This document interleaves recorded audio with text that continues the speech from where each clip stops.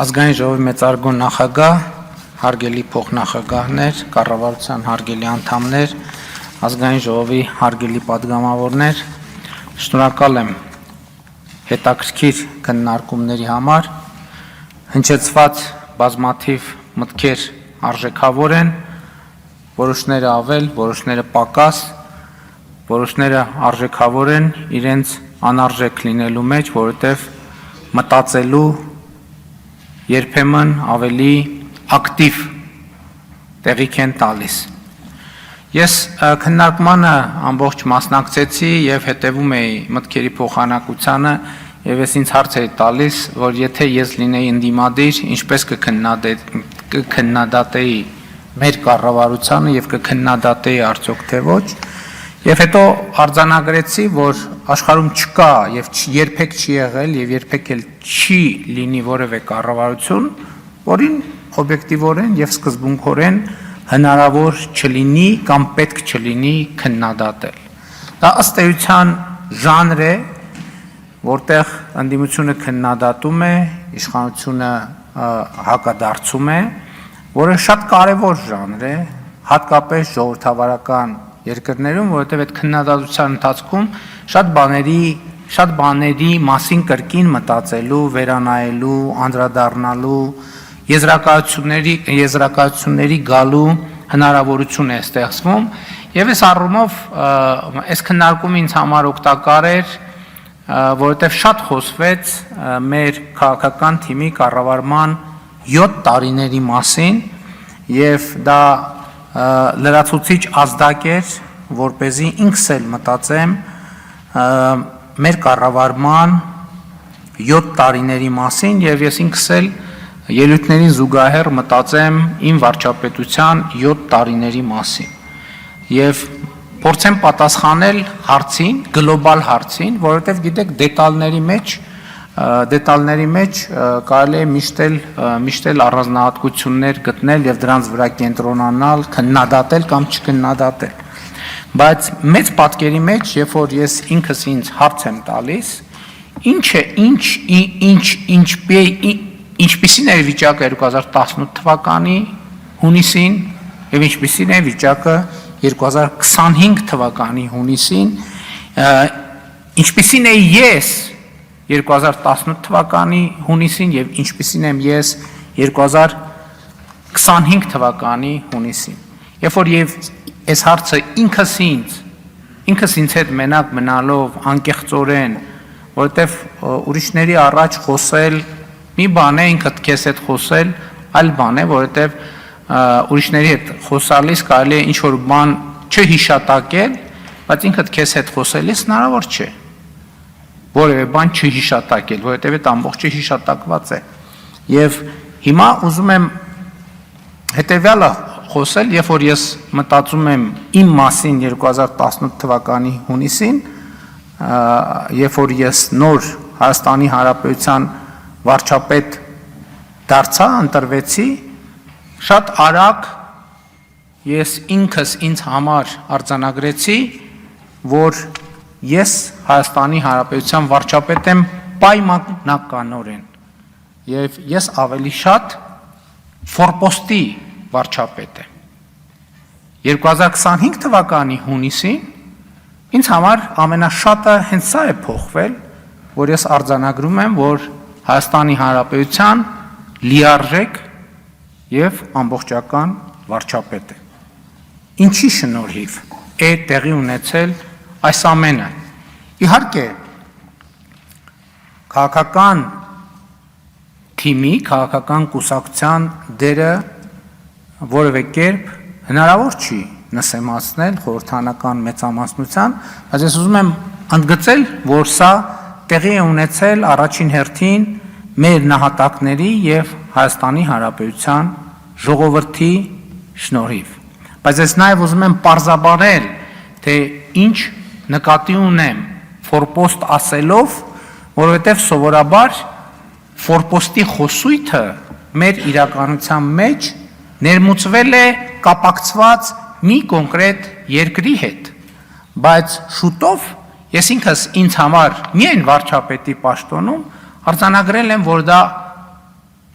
ահավոր մեծ անարդարություն է ֆորպոստացման ֆենոմենը կապել մի երկրի հետ։ Իրականում այդ ֆորպոստացման process-ի մեջ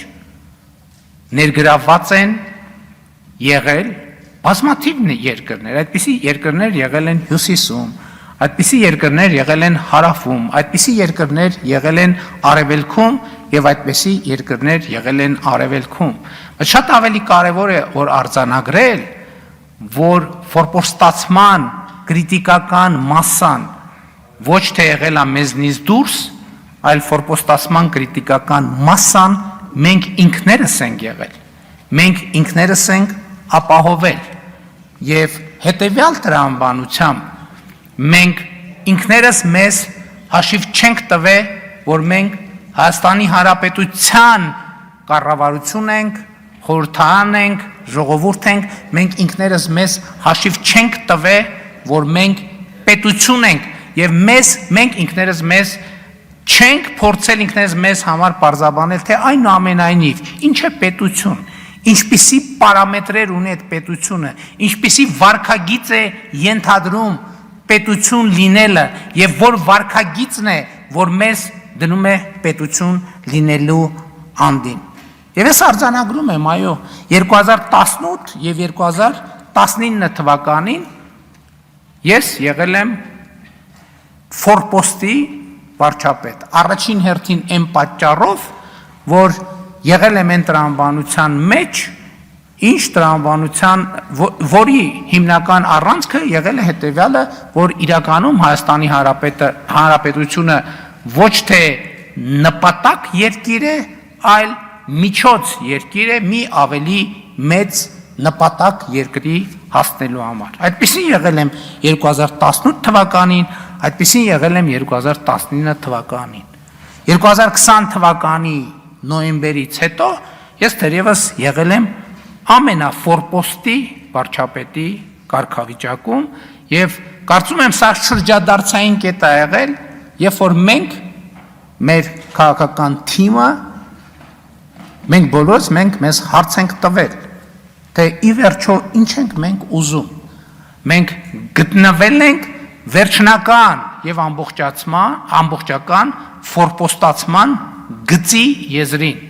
Եվ մենք մեզ հարց ենք տվել, մենք ուզում ենք այդ գիծը հատել, թե մենք չենք ուզում այդ գիծը հատել, եւ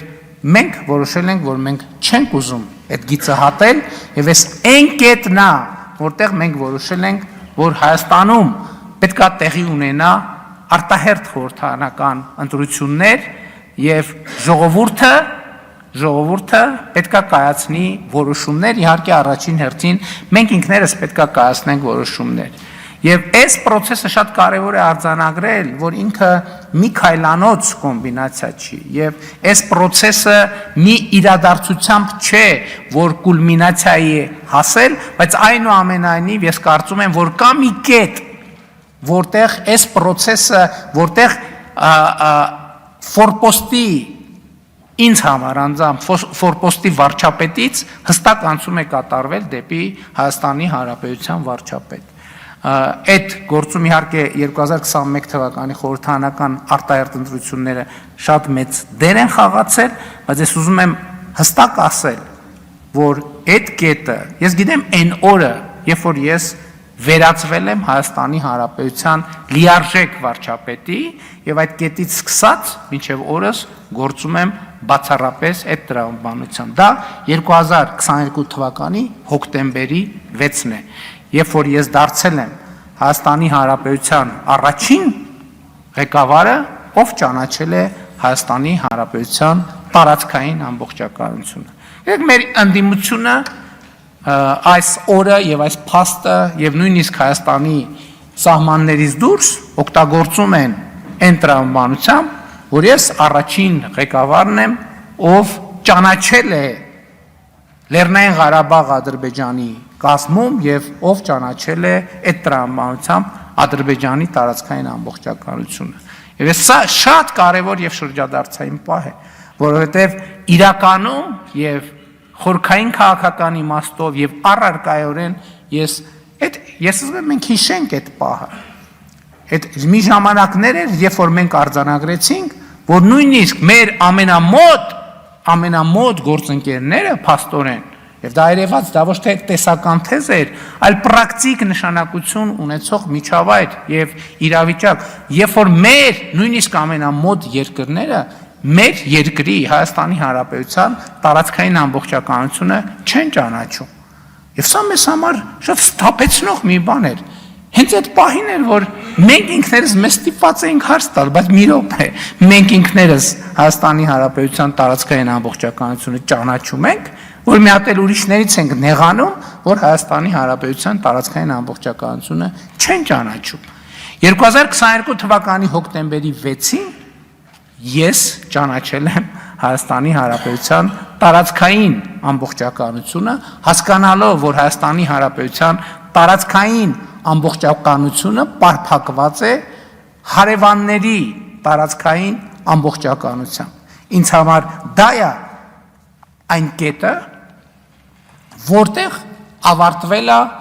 ֆորպոստի վարչապետից դեպի Հայաստանի Հանրապետության վարչապետ